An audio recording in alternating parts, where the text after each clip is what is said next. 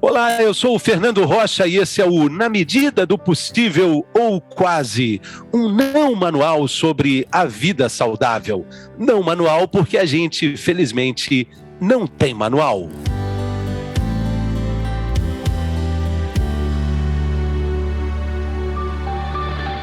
O que fazer hoje para viver melhor amanhã?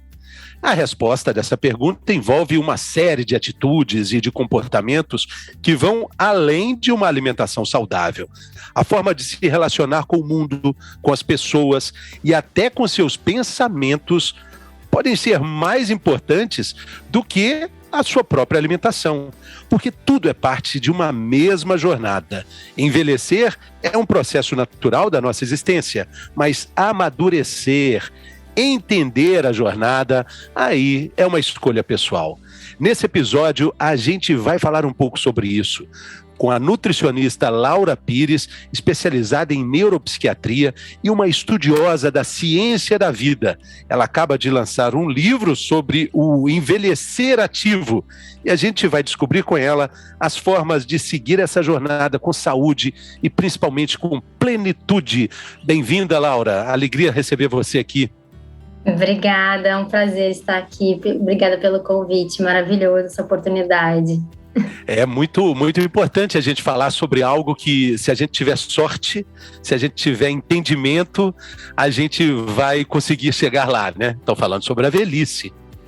Exatamente. Então, tem muitos fatores que envolvem esse processo e é realmente um privilégio envelhecer e a gente pode, né, com alguns cuidados, principalmente na nossa rotina diária, olhar, né, para esse momento da vida com mais cuidado, com mais amor, com mais respeito e poder aproveitar da melhor forma possível. Porque a gente está envelhecendo, enquanto o Brasil, a gente está invertendo uma pirâmide que durante anos, né, o Brasil é o país da juventude. Hoje, essa pirâmide está caminhando de forma irreversível para uma mudança. A gente vai ter mais idosos do que jovens, né, em breve, né? Exatamente. Então, não só o Brasil, mas como o mundo todo está num processo de envelhecimento de uma população, né, com uma idade acima de 40 anos prevalecendo. Então, o que a gente chamava de pirâmide populacional, a gente já não tem mais esse desenho, esse modelo, onde tem uma base com uma porcentagem grande de natalidade e vai diminuindo essa população. A gente tem uma diminuição da taxa de natalidade no Brasil e a gente tem, então, um aumento da população jovem para uma população idosa e crescendo assustadoramente no sentido de num maior volume, mas de uma forma muito boa e mostrando, né, o que tem evoluído em termos de qualidade de vida, de acesso a muitos fatores que favorecem, né, esse estado. E aí entra na parte do seu livro, que fala sobre longevidade e envelhecimento ativo. Falei na abertura agora que o envelhecimento é inevitável, é um processo natural do nosso organismo, mas o entendimento desse processo aí é muito individualizado, né? Então assim, a percepção, né, do que é o processo de envelhecer, do que é a velhice, porque envelhecer, na verdade, estamos envelhecendo desde o momento que a gente nasceu.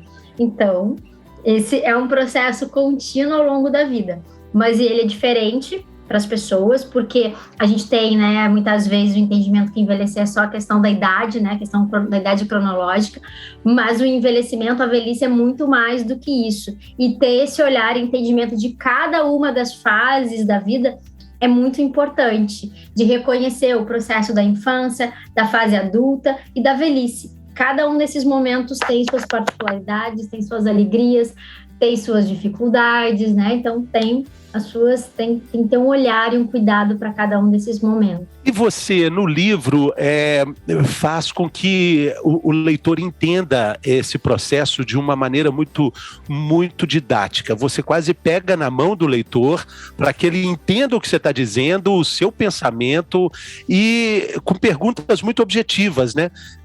O que a gente podia dizer sobre isso, assim, dentro das perguntas que você faz quase ao final de cada capítulo, sobre uma autoavaliação, né, do leitor, Você provoca o leitor com isso. O que a gente podia agora, considerando os nossos ouvintes, quais são essas perguntas importantes para a gente entender se tá caminhando para um envelhecimento ativo e saudável? Ai, que linda essa sua pergunta.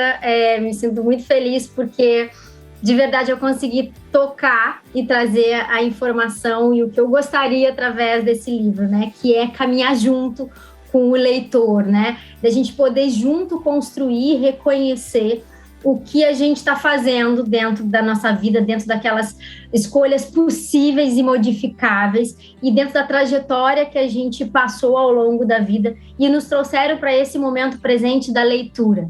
E através desses questionamentos, de forma muito verdadeira, consigo mesmo, ali, só você, com você e com aquelas palavras escritas, você identificar todo esse processo para que você possa vislumbrar, aspirar uma vida, né, ainda melhor, não só de forma individual, porque a gente quer, né, quando a gente olha, né, para o cuidado do envelhecimento, para a nossa velhice, um envelhecimento saudável para o todo, né, entendendo e reconhecendo esse ambiente, por exemplo, que a gente vive, o cuidado com a nossa vida e com os outros e o planeta que a gente vive. Que perguntinhas assim você deixaria de provocação para o nosso ouvinte agora? Vamos falar 3 perguntas assim, dessas que são tipo, opa, caiu uma ficha aqui. O que você tem feito na sua rotina diária, que você reconhece hoje, que estão contribuindo para alguma dor ou desconforto que você apresenta na sua vida diária, que realmente não te permitem fazer tudo o que você poderia fazer, mas que tem relação com as suas escolhas.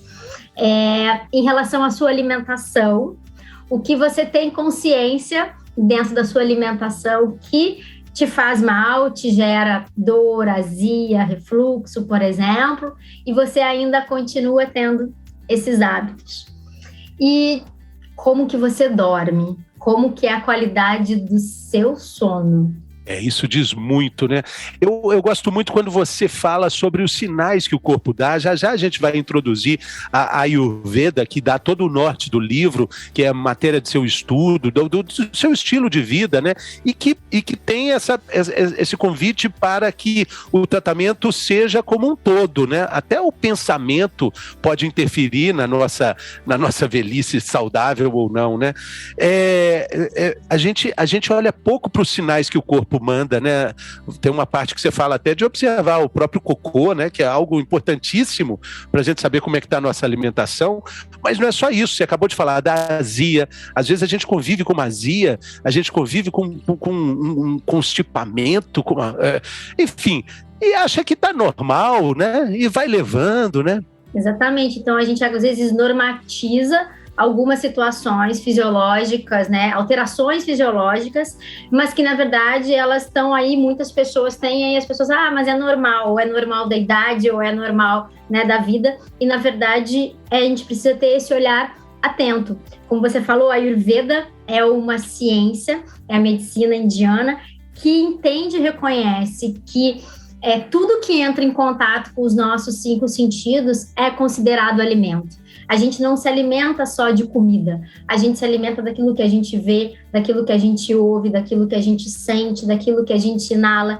E a gente precisa ter uma boa capacidade de digerir, de assimilar aquilo que a gente está, né, entrando em contato e deixar aí, colocar para fora aquilo que não deve fazer parte, né, no nosso sistema fisiológico. Então, as fezes, a urina, é uma forma da gente excretar, e também as questões emocionais, as vivências. Então, digerir bem a situação é muito importante, porque quando a gente não digere alguma coisa, a gente fala, engoliu o sapo, ou então estou com aquela situação entalada ali no meu sistema, e isso contribui, sim, para o desequilíbrio e desenvolvimento de doenças. Então, ter esse olhar amplo, holístico, no sentido real da palavra holística, do holos, né, de holos de todo, e aí isso é muito importante, né, de não ter essa fragmentação do ser, porque somos corpo, somos mente, somos espírito, e precisamos, então, ter esse reconhecimento inicial sobre isso, para que a gente possa traçar e ter cuidados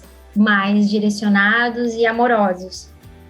Teve uma explosão de busca da Ayurveda durante a pandemia, quando a procura por mais imunidade, por uma vida mais consciente, né?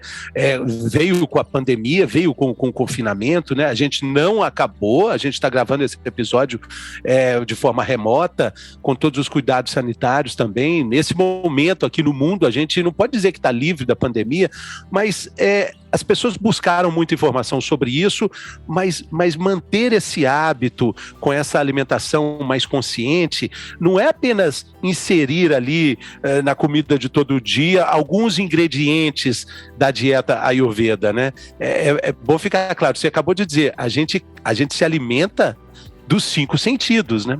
Exatamente. Então, assim, teve uma procura maior por Ayurveda e Yoga. Yoga é uma ciência irmã do Ayurveda, e que são ferramentas muito poderosas porque tem um olhar, também quando a gente já tem algum desequilíbrio, a gente já tem uma doença estabelecida para cuidar, mas tem um olhar muito cuidadoso para a questão preventiva, de como que a gente pode, dentro da nossa rotina, dos nossos cuidados, melhorar nossa saúde, fortalecer a nossa saúde e preservar essa saúde e também evitar que as doenças se estabeleçam no nosso sistema.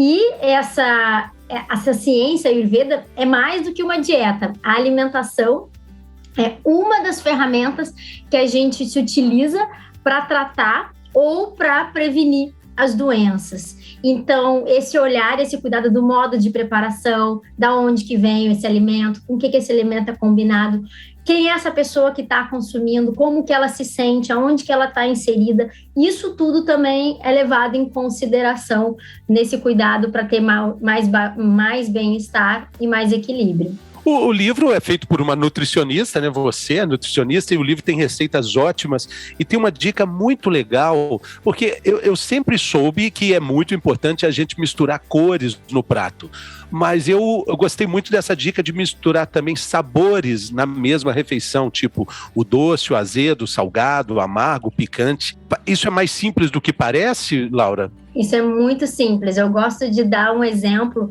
que as pessoas acham que a Ayurveda, por ser uma ciência da Índia, né, e com desenvolvimento e uma prática muito grande lá na Índia, as pessoas acham que a gente tem que comer comida indiana para seguir esses princípios da medicina ayurvédica. E eu gosto de usar como exemplo o prato de feijão, arroz, couve, laranja e alguns legumes para a gente poder fazer a nossa refeição. Um prato tipicamente brasileiro, arroz, feijão, né, e os legumes. E ele segue esses princípios que o Ayurveda descreve da importância dos sabores. O arroz tem uma qualidade característica mais doce, né? A gente pode até temperar ele com cebola, com alho, e aí vai ter um gosto um pouco mais picante, coloca o sal, tem um pouco do salgado. O feijão, por exemplo, os grãos, ele tem, se você fizer o feijão, por exemplo, com pouco tempero, você vai sentir ele um pouco mais amargo, um pouco mais adstringente, aquela sensação que resseca um pouco a boca. Então, a gente tem a laranja, por exemplo, na feijoada, a gente come junto aí com o feijão. A laranja, ela é ácida. A couve, por exemplo, se você botar nesse prato a couve ela também é amarga. Então, a gente consegue distribuir o picante da cebola, do pimenta. alho. Ficou picante. Uma pimentinha na comida ficou picante. A cebola também é um pouco ácida e picante. Então, ter essa combinação é muito simples. Às vezes, parece que não é, mas ela é simples e a gente estimula, através desses sabores, a gente estimula partes diferentes do corpo, o funcionamento dos órgãos de uma forma diferente, e com isso também vai ajudando na promoção da saúde e no reequilíbrio do nosso sistema. Dá para a gente conseguir uma adesão com resposta, aderindo e entendendo, eu vou até chamar de pensamento Ayurveda. A gente consegue essa resposta em quanto tempo? Se eu agora decido, a nossa ouvinte decide, ok, estou com o livro da Laura aqui, vamos seguir essas receitas, é fácil de colocar isso, de inserir na nossa vida de todo dia, ou a gente vai ter que virar tipo vegetariano, assim, ficar, não, eu não posso, não, aqui não dá, ali sim, mas aqui não pode. Então, como lá no próprio livro eu falo, né, você não precisa parar de comer carne. A Ayurveda, por exemplo, não é uma ciência que prega o vegetarianismo estrito. A gente precisa ter esse olhar, sim, principalmente nesse momento de muitas transformações ambientais, principalmente porque a qualidade, né, dos alimentos de origem animal já não são mais a mesma, vem tendo alterações, mas a questão é não mudar e não querer transformar todos os seus hábitos e escolhas do dia para a noite. A consciência e o reconhecimento do que os alimentos, do que as combinações, do que essas substâncias geram no nosso sistema vai fazer com que a gente, de forma consciente, comece a fazer escolhas dia após dia melhor. Então, a minha sugestão é sempre para os alunos, para o leitor, inclusive no livro eu comento sobre isso, começa a cuidar, por exemplo, da sua refeição no seu jantar. Tudo aquilo que você come à noite vai ter uma influência muito grande, porque a nossa capacidade digestiva à noite, ela já não é tão intensa como na hora do almoço. E se a gente comer demais, se a gente comer muita quantidade de comida muito pesada, perto da hora de dormir, isso vai influenciar o sono. Uma noite de sono de forma adequada, em quantidade de horas adequadas, a gente dormindo bem, a gente acorda mais disposto, a gente já consegue viver bem melhor o dia seguinte. Se a nossa noite de sono não é boa, porque a gente ficou ali um tempão tentando digerir aquele alimento, isso vai fazer com que a gente já acorde. E aí a gente escolha alimentos que vão tentar, né, te dar mais energia, te manter acordado, ou então você não vai comer e mesmo tendo, né, tendo um pouco de fome, mas você não se sente muito bem. Então, uma noite de sono mal dormida vai influenciar no seu humor, na forma como você se relaciona com as pessoas que estão na sua volta. Então, eu falo para você começar bons hábitos alimentares e não achar que tem regra para isso, aquilo, começa a cuidar do seu jantar, que vai influenciar no seu sono e no seu dia seguinte, inclusive. E dentro da linha de observação, a gente esqueceu de falar da língua, né? Que diz muito sobre a alimentação até na manhã, quando a gente vai escovar o dente.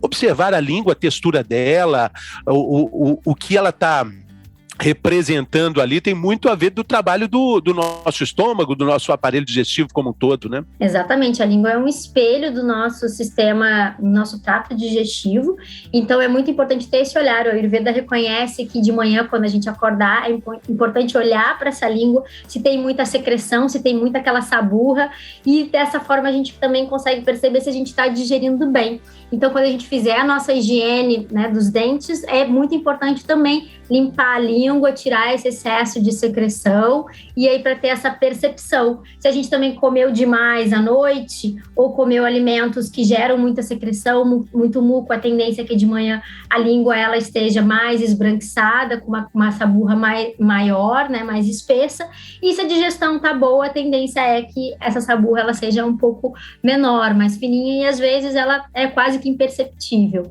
Então é um sinal, como você falou, um sinal que a gente já começa a perceber como que está a nossa saúde, assim como olhar para o cocô, a forma do nosso cocô, quantas vezes você evacua, se você não evacua, é muito importante. Sim, a gente já fez um episódio falando sobre isso, o professor Murilo Pereira, professor de modulação intestinal, fantástico, né?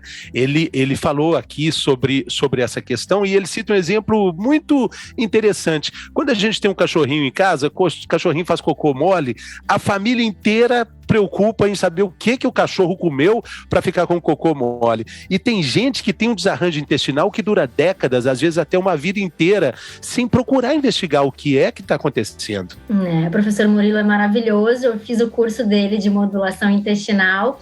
E eu também faço a comparação muito com criança, né? As mães, às vezes, o bebê lá teve uma alteração, vai lá trocar a fralda, e aí tem uma alteração na coloração das fezes, ou as fezes ficou mais amolecidas, ou o bebê não fez cocô uma vez no dia que ele está acostumado a fazer 3, 4, a mãe fica desesperada. E aí essa mãe, às vezes, está 5 dias, uma semana sem evacuar direito, ela nem lembra que ela não evacuou. Então, esse olhar cuidadoso que a mãe tem com a criança lá, quando ela é pequena, esse olhar ele tem que continuar ao longo da vida, em todas as fases da vida. Principalmente, por exemplo, na velhice, onde a gente acaba, né, tendo menos mobilidade, a gente acaba se mexendo menos, e aí isso também gera alterações, por exemplo, no nosso sistema gastrointestinal. Então, ter esse cuidado ao longo da vida também vai favorecer uma saúde melhor lá na nossa velhice.